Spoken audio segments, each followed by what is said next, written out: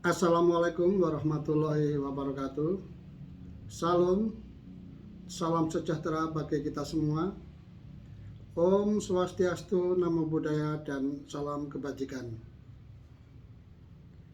Yang terhormat Bapak Ibu Direksi PT Pelni, yang mana telah menyelenggarakan diklat Finance for Non-Finance PT Pelni Batch bagian kedua.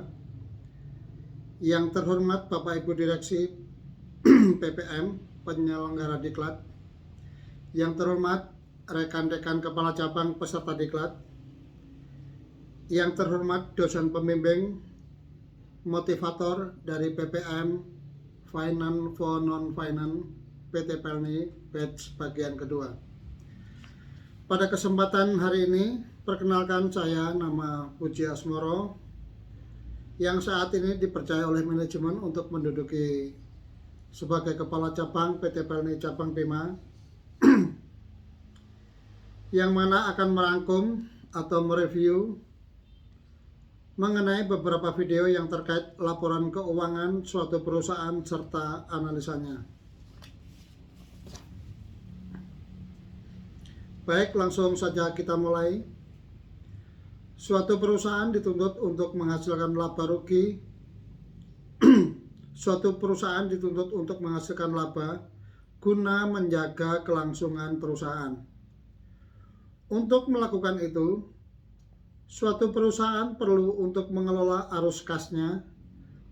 Dalam mengelola arus kas, ada aturan-aturan yang melingkupi diantaranya.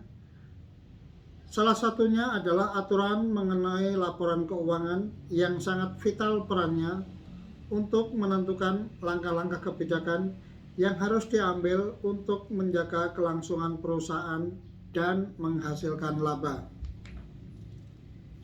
Laporan keuangan sendiri terdiri dari 3 jenis, yaitu laporan neraca atau laporan posisi keuangan, laporan laba rugi, laporan arus kas. Saya akan sedikit mereview mengenai 3 jenis laporan keuangan utama tersebut, yaitu 1. Laporan neraca atau laporan posisi keuangan.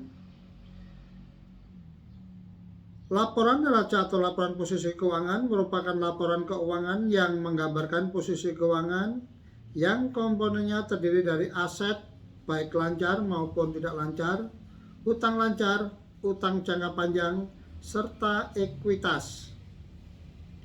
Laporan neraca ini dilaporkan di tanggal tertentu. Aset lancar adalah aset yang akan digunakan atau ditagih dalam waktu kurang dari 1 dengan 1 tahun, seperti kas bank serta piutang usaha. B. Aset tidak lancar terdiri dari aset tetap, aset tak terwujud, dan aset tidak lancar. Aset tetap banyak ditemui di cabang PT Pelni seperti tanah, bangunan dan peralatan aset tidak terwujud berupa paten atau hak cipta, dan masih banyak lagi. C. Utang lancar. Utang yang akan dilunasi maksimum 1 tahun dari tanggal neraca tersebut. Utang lancar terbagi menjadi 2 kelompok, yaitu utang lancar yang bersifat operasional dan utang lancar yang berhubungan dengan pendanaan atau lembaga keuangan. D. Utang jangka panjang. Utang yang direncanakan dilunasi dalam waktu lebih dari 1 tahun, contohnya adalah utang obligasi.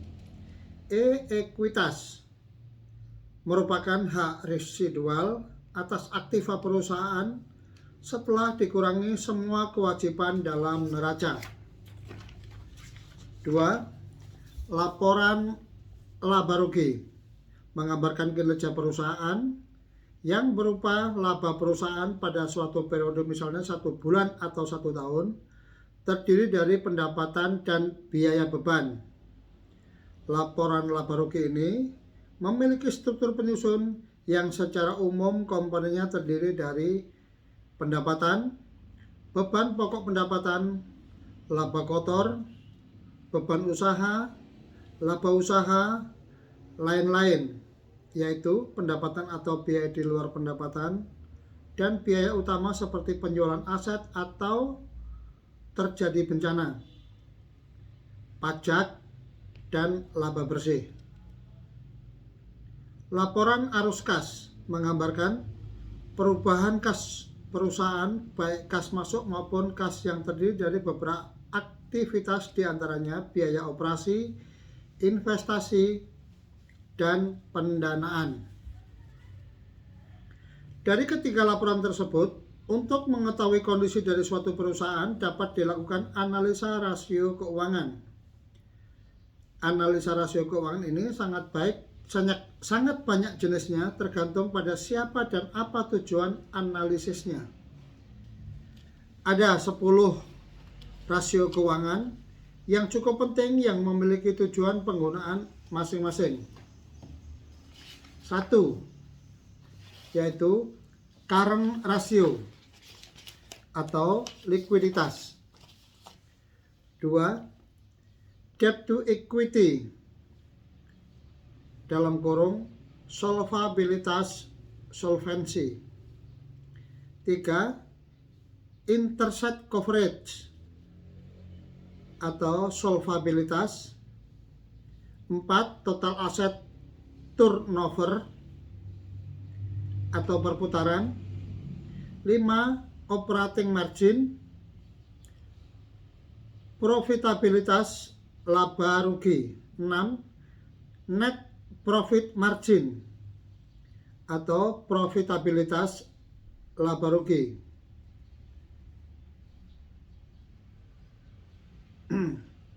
Return of investment, return of equity, price to book, price to earning. Ke-10 rasio tersebut dapat digunakan untuk mengukur suatu perusahaan berdasarkan nilai likuiditas, solvabilitas, perputaran, probabilitas, dan juga valuasi. Pada kesempatan ini saya akan mencoba untuk menggunakan rasio operating margin untuk melihat probabilitas dari PT Pelni Cabang Bima.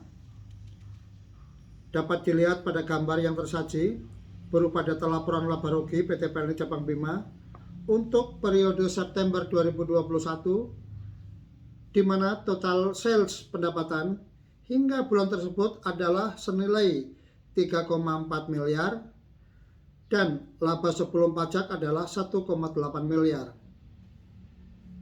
Untuk menghitung rasio operating marginnya dapat dibandingkan total laba dan sales sebelum pajaknya, maka didapatkan nilai 51,9.